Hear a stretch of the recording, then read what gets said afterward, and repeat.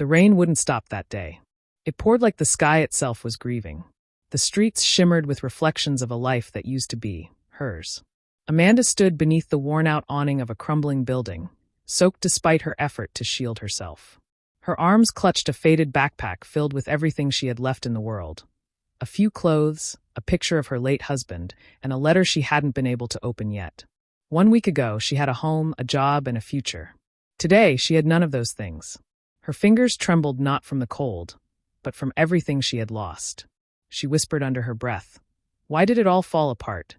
Just last week, she was planning their anniversary. 10 years married. But the accident changed everything. A reckless driver, a shattered windshield, and a phone call that left her screaming on the floor. Days later, her employer let her go. "Take time to grieve," they had said. But grief doesn't pay rent. She was evicted 3 days after missing her payment. Now Amanda wandered the city she once loved, a ghost in the rain. Every familiar street corner mocked her with memories. The coffee shop where she and Ben used to sit for hours. The bookstore they dreamed of opening one day. Dreams fragile and gone. She didn't cry anymore. Not because it didn't hurt. Because she had nothing left to give to sorrow. Until a soft whimper. She turned. It was faint. Barely there. But in the silence between the raindrops, she heard it again, a soft, desperate sound. Following the noise, she walked behind the dumpster near an alleyway. There, curled beneath a soggy cardboard sheet, was the smallest, shivering creature she had ever seen. A puppy mud-caked, ribs showing, and eyes wide with fear. Amanda knelt down slowly. "Hey there, it's okay. I'm not going to hurt you." The puppy flinched, then let out a tiny cry. "You're lost too, huh?" Her voice cracked as she reached out. For a long moment, the puppy didn't move. Then, cautiously, it crawled forward and touched its cold nose to her outstretched hand. Amanda felt something shift deep inside. That tiny gesture, so simple, so trusting, cracked the wall she had built around her heart. She lifted the puppy gently. It didn't protest. It simply curled into her chest like it had been waiting for her. And in that instant, something returned, something she thought had died with Ben. Hope.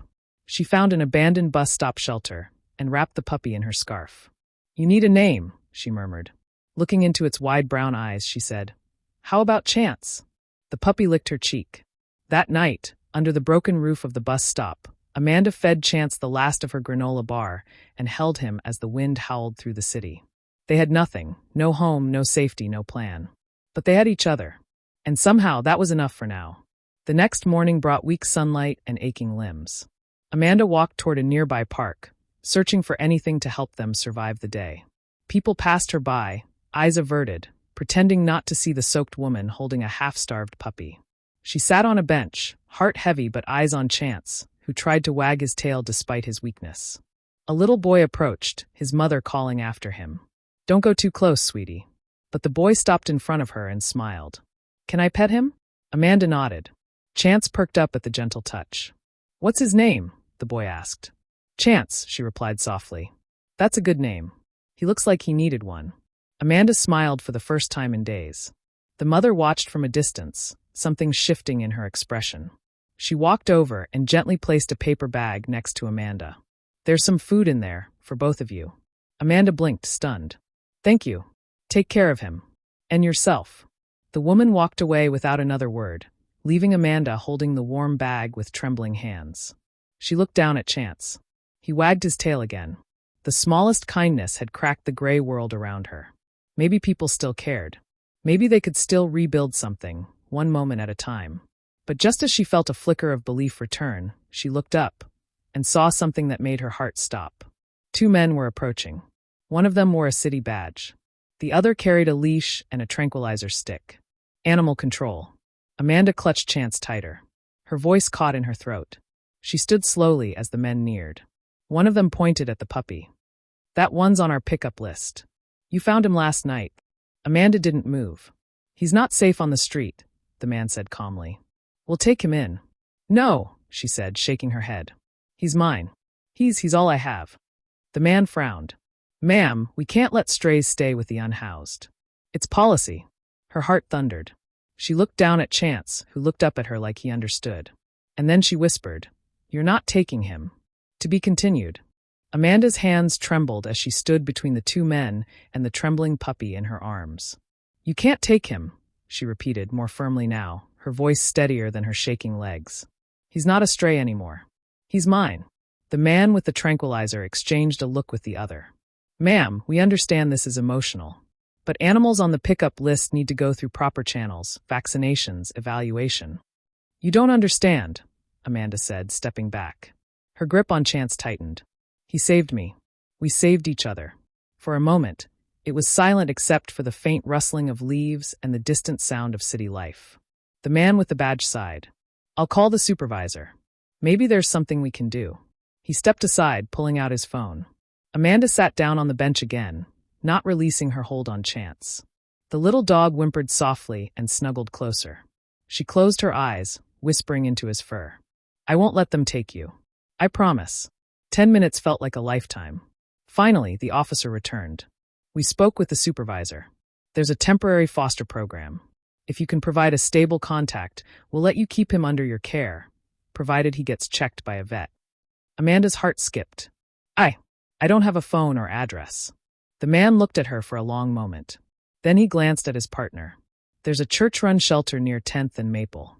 They've helped people with foster animals before. If you go today, we'll mark him as temporarily placed. Relief flooded her, so sharp it almost brought her to tears. Thank you. Thank you so much. Just get there by sunset, the man warned. Otherwise, we'll have to pick him up tomorrow. She nodded. I will. The two officers left without another word, and Amanda finally breathed again. She looked down at Chance. Looks like we've got one shot.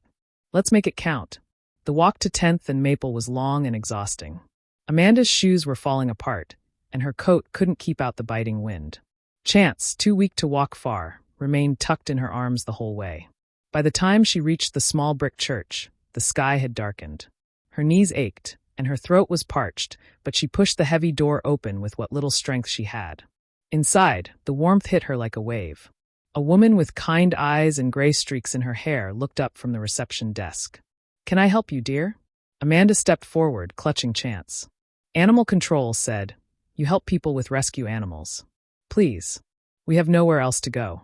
The woman stood and walked over. She gently touched Chance's head. You poor things.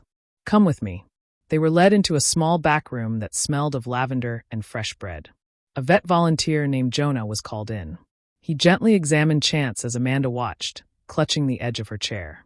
He's malnourished, has a slight fever, and a few flea bites, but nothing that can't be treated, Jonah said. You've been taking good care of him. Amanda's eyes stung. I tried. You did more than try, he said with a smile. You kept him alive. A warm meal, a clean blanket, and a safe room followed. Amanda couldn't believe how quickly kindness had found her after so many days of being invisible.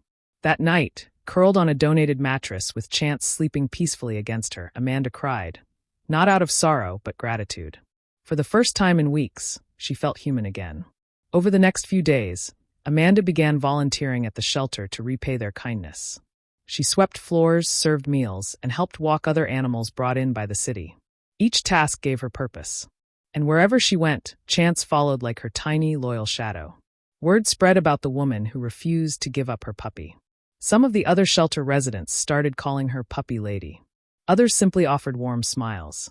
One afternoon, a young journalist named Tessa came in to interview the shelter manager. When she heard Amanda's story, she asked for a few words. Why did you fight so hard to keep him? Tessa asked gently. Amanda glanced down at Chance, who now had a little collar with his name. Because when I had nothing left, he gave me a reason to keep going. He didn't care that I was homeless. He just needed love. And I needed him just as much. Tessa smiled. Would you mind if I wrote about you too? Amanda hesitated, then nodded. If it helps people understand how much a little kindness can change a life, then yes. The article was published under the headline, She lost everything, but found hope in a stray puppy. It spread fast. Amanda's story struck a chord with readers across the city and beyond. Emails, letters, and donations flooded the shelter. People sent blankets, food, job offers, even housing leads. Amanda read some of the messages out loud. Your courage brought me to tears. I didn't think I could feel hope again until I read your story. I'm sending a blanket for both of you. Thank you for reminding me that love still exists. One letter stood out. It was from a woman named Clara who ran a small animal rehabilitation center outside the city. Amanda, I have a cabin, an opening at our sanctuary, and a need for someone who understands the brokenhearted. Would you and Chance like a fresh start here?" Amanda read the letter again and again. Could it really be that simple? She turned to Chance. "What do you think, boy? Ready for a new chapter?" Chance barked once and wagged his tail. But just as things were looking up, the past came knocking one final time. A man in a black coat entered the shelter the next day, holding a clipboard and a file. He didn't smile. "I'm here for Amanda Green. We have a legal matter to discuss." The warmth in the room turned cold. Amanda stepped forward, heart pounding. "What kind of legal matter?" He looked at her solemnly. "It's about the dog. To be continued." Amanda's heart sank. For a moment, it felt like all the ground she had gained was slipping out from beneath her feet. She stepped forward, shielding Chance with her body. "What do you mean? He's mine. I've been taking care of him." The man in the black coat opened the folder. "Ma'am, this puppy was reported missing 2 weeks ago. He matches the description of a stolen pet. We received an anonymous tip linking him to your shelter." Amanda felt the blood drain from her face. She looked down at Chance, who stared back up at her with trusting eyes. "There must be a mistake," she said quietly. "I found him in an alley. He was starving. Alone. There was no collar. No tag." The man frowned. "If what you're saying is true, then the rightful owner will have to confirm that." Jonah, the vet, stepped forward. "I can vouch for her. That dog was in rough shape when she found him. No sign of prior care." The man considered this. "We'll contact the alleged owner. Until then, the animal will remain here, temporarily under shelter care. No decisions will be made until we have full verification." Amanda looked like she'd been punched in the chest. She reluctantly handed Chance over. He whined and clawed at her arms as the volunteer took him to a secure kennel. She watched him go, tears sliding down her cheeks. "I promised him I wouldn't lose him." The shelter director placed a hand on her shoulder. "You haven't. Not yet. And if there's truth on your side, we'll fight this." 2 agonizing days passed. Amanda barely slept. She checked on Chance constantly, sitting outside his kennel for hours. He pressed his tiny body against the metal gate every time she came. Then the call came. The supposed owner showed up at the shelter. A teenager named Kyle, barely 16, accompanied by his indifferent older brother. "That's our dog," Kyle said. Jonah raised an eyebrow. "Do you have any photos? Proof of ownership?" The boy hesitated, then pulled out a phone. One blurry photo showed a puppy, similar, but clearly healthier and with darker fur. Jonah inspected it, then the puppy. He stepped aside to speak with the shelter director. After what felt like forever, they returned. "We've concluded this is not the same dog," the director announced. Amanda gasped. "Are you sure?" "Positive. We found a microchip embedded beneath the skin," Jonah said with a smile. "It's unregistered, meaning he's never had an official owner. That settles it." Kyle scowled, muttered something, and left. Amanda burst into tears of relief. She ran to the kennel, dropped to her knees, and opened the gate. Chance leaped into her arms with a joyous bark, licking her face as she sobbed. They were together again. A week later, Amanda and Chance boarded a bus to Clara's animal sanctuary. As they rolled out of the city, Amanda looked out the window and held Chance close.